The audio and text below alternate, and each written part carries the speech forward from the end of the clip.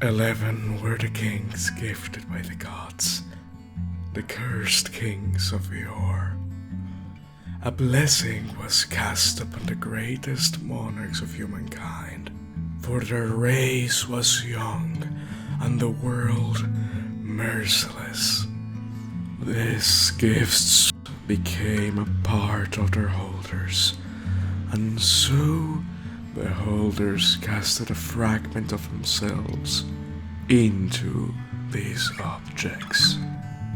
Ymir was one of the recipients of these blessings, his name forgotten by most, his tale lost to the ages. Ymir was gifted an artifact capable of cutting the threads of destiny. Any event foreshadowed in the path of his subjects could be removed. Ymir, as every single one of the cursed kings of yore, abused this power. He collected an unreasonable price from the creatures seeking a cure to their affliction.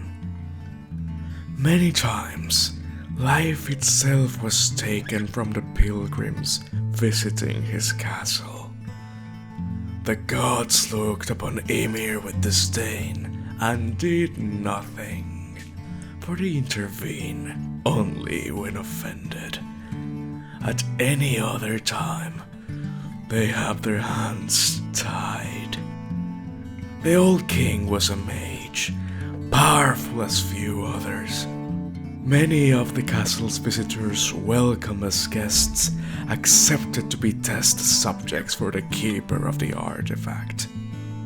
New spells came to be in his castle and spread amongst magic users, from mages to hags. All these new magics tested and cursed ones. Few were spared from these tests and got their threads cut by Ymir. Most met with my beloved Lady Death inside the castle, and some still do. Those who ever managed to find it, of course. One rule was imposed over the gift, and only one. Outsiders of this plane shouldn't use the artifact to cut the threads of fate, for they have a destiny not only greater than most mortals, but also intertwined with that of their plane. Fiends and Fae do not die when defeated in the world of mortals. They only go back to the hells and the Feywild. This is a thread that should not be cut. You see, a deal was offered to Ymir, and the fool accepted. When the devil got his head in the guillotine, the form of Ymir's artifact, the hands of gods stitched some new threads for the arrogant king. Not only was the archdevil sent back to the hells it should never have left, Ymir's soul was tied to its artifact, becoming one with it.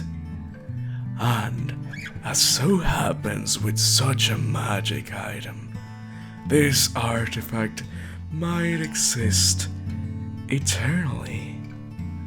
The gods that cast this curse may be slain, as hard as that prowess is to achieve, but Ymir won't. Hereafter the castle is empty. Only old living armor is to be found inside of it. Sometimes, adventurers and cursed ones hear the tale of Ymir from old sages found in the corners of the world.